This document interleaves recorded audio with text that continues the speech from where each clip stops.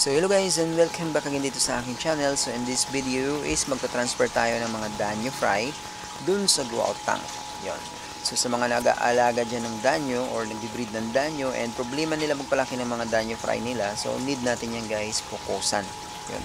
So lahat ng mga fry natin, pag hindi natin yan mafokusan is unti-unti yan mamamatay and kumukunti na lang yung mga quantity nila, and hanggang lumaki sila is konti na lang yung makukuha natin or makaharvest natin kasi fry pa lang, hindi na natin sila nabigyan ng magandang pagkain. Yun. At dito guys, meron din ako mga danyo fry dito. Yan, isasama natin ito mamaya dun, itatransfer natin sila sa kabila. So siguro mga kulang-kulang 500 lang yung danyo natin for today. And ito guys, ito yung first breeding ko ng January. So maliit pa sila. So 12 days old pa lang sila dyan and medyo maliit pa.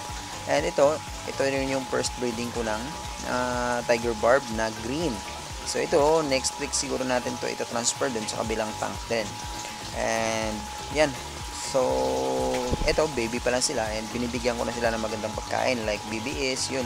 And ito guys, ito pa yung breeding ko ng Green Barb. Yan, dito lang ganito lang kalaki yung breeding tank ko ng green na Tiger Barb or green na Glow Barb. Yan. So ngayon, 12 days old, going to 2 weeks na sila. Yan, makikita natin. Wait lang, medyo reflect tayo sa taas and ito, takpan lang natin guys. Yan. Ayun sila kung makikita natin yun, no? Yan, medyo marami-rami din yung na-breed kong Green Barb ngayon. Siguro aabot sila ng 1,000 rin, mahigit.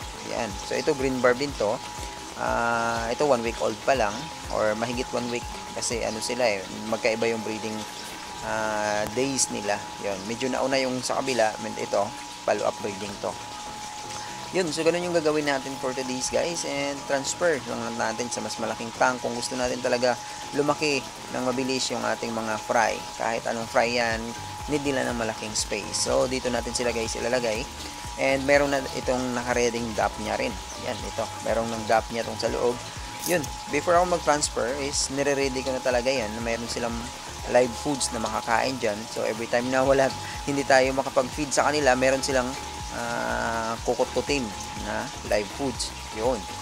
So ngayon, titirahin na natin to guys. And yun pala sa pagta-transfer ng danyo guys, no? Kahit gagamitan natin yan ng net na hawak ko is hindi sila madadali. So pwera lang kung tetra, wag natin gamitin yung net na hawak ko kasi medyo sensitive yung tetra. And ito guys, wag natin kalimutan yung hornwort pag naglagay tayo sa pond natin. So isa kasi ito sa nag-filter ng mga dumi and nagpapalinaw ng tubig and nagbibigay din ng oxygen sa ating mga isda. Yan. Kaya hindi ko talaga yan tinatanggalan kung nagbi-breed ako. Nilalagyan ko talaga yan ng hornwort, lalo na yung danyo kasi hindi ko yan nilalagyan ng aerator. So hornwort lang yung katapat niyan. Or ito, guppy grass pag mayroon kayo nito. Yan. Pwede natin yan gamitin pag nagbi-breed tayo or sa grow out tank ng ating mga fry. Yun. So, ganun lang. Kung mag-grow out kayo and then gusto nyo na ilipat yung danyo nyo, so mas maganda guys yung sa planggana nyo na ilagay and then kumbaga ita-transfer nyo na lang dun sa kabila. Kasi ito sa akin, nasa concrete sila. So, need ko sila tanggalin ng net. Yun. Minsan, merong naiipit dyan, may nadadali, may namamatay. Yun. Pero hindi sila ganun ka-sensitive tulad ng Glowfish Tetra. So, ang Glowfish Tetra, hindi natin to maganito. Pag nag-transfer tayo, pag naganyan sila, pag naipit, tendency talaga na matitege yung glowfish fry natin. Yan. Ito mahirap. So, kung pwede, yung sa glowfish natin, safety natin pagkuha sa kanila. Tuwing nagte-transfer tayo sa kanila sa grow out pond. So, danyo lang yung malakas. Danyo kasi kahit balibag natin yan, buhay pa rin. Yan. So, yung glowfish naman is iba. Sensitive naman siya. Yun. Napaka-simple lang guys kung ano lang natin. So, ito naman ginagawa ko is tatanggalin ko sila dito lahat and mayroon pa tayo guys is kukunin natin yung mas malaking size sa kanila before natin sila dun transfer sa kabila. Yan. Kailangan natin tanggalin yung mga shooter kasi pag hindi natin yung natanggal yung mga shooter, so siguro magtataka tayo na after ilang weeks is maganda yung pagkain natin, maganda yung binibigyan natin pagkain, yung sinasabi ko, binibigyan natin ng magandang nutrition. Pero bakit kumunti pa rin yung bilang ng danyo natin. So yun pala, mayroon tayong isang foul dyan. Yung shooter hindi natin tinanggal. Yun. Alam nyo guys, yung shooter, pag wala silang makain, kasamahan nila or kapatid nila is kakainin nila. Yan. Kaya mas malaki talaga yung kumbaga, mas maganda talaga kung tatanggalin natin yung mga shooter na yan before natin sila ilipat dun sa grow out tank. Para yung lahat ng size na yan is sama-sama. So, hindi sila magkaka-interesa sa bawat isa. Yun. Kasi hindi kasi sa bunganga nila pag sim size sila. Pero pag mayroon dyan isang malaki, titirahin at titirahin nila yan. Yun. So, ito na lahat guys yung nakuha nating danyo. So, yan lang. Siguro mahigit, siguro abot 500 to. Dala yung sa itaas nating mamayang kukunin. And ito yung sinasabi ko guys na tatanggalin natin yung mga medyo malalaki. Yung may mga katawan na talaga. Kasi, delikado. Ay, yun o. Katulad nito, mayroon pang barb na nahalo. So, pag hindi natin yan natanggal, ilipat natin yun diretso. Sigurado, after ilang weeks, kukunti na lang yung bilang ng danyo natin. So, yan. Yung iba is nagtataka bakit pag lumaki na yung danyo nila is konti na lang yung naka-harvest nila. Kasi guys, need natin sila talaga is-sizing. And yung mga puting danyo na yan, kung maaari is tanggalin na natin yan kasi hindi naman niya nabebenta, nagiging freebies na lang. Or sa inyo, kung nabebenta nyo siya, okay, alagaan nyo lang. Pero dito kasi, yung puting danyo na yan or yung tinatawag nilang ivory, so wala nang kumbaga wala na siyang halaga dito. So yung ginagawa dyan, pinapakain sa mga Oscar, nagiging feeders na lang siya. Yun.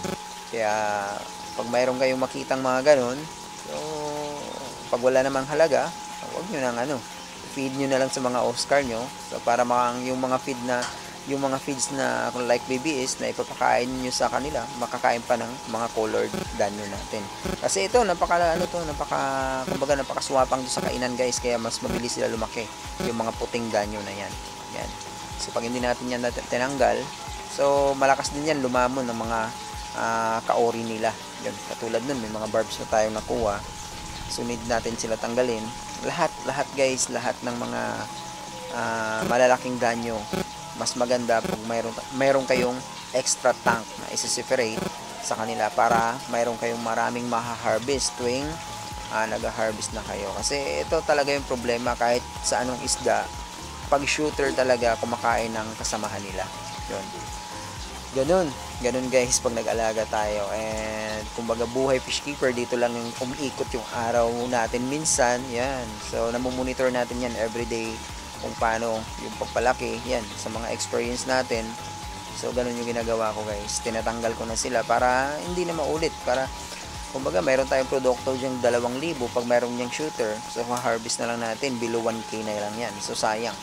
So, mayroon pa tayong pinapakain na BBS or kung ano man yung pinapakain natin dyan. So, sayang pakain natin. Yun. And ito guys, ito na lahat yung nakuha nating mga shooter. And ito, ilalagay natin dun sa kabilang tank na halos magkapareho sila ng size. Yan, dito. Marami tayong danyo dito na halos kapareho yung size. Ayun. Yan, marami yan guys. Diyan ko nilalagay yung lahat ng mga shooter. And, siyempre maliit yung tank nila. Hahabol yung sa ito hahabol to pag linagay natin to sa mas malawak na tank. And then after ilang linggo, hahabulin nila yung size nun sa kabila and pwede na natin sila dun ma-mix sa grow out pond natin. Yun yung pinaka techniques natin dun. Yan. So ito, naka-prepare na to dito guys, and dito natin sila ilagay. Yan.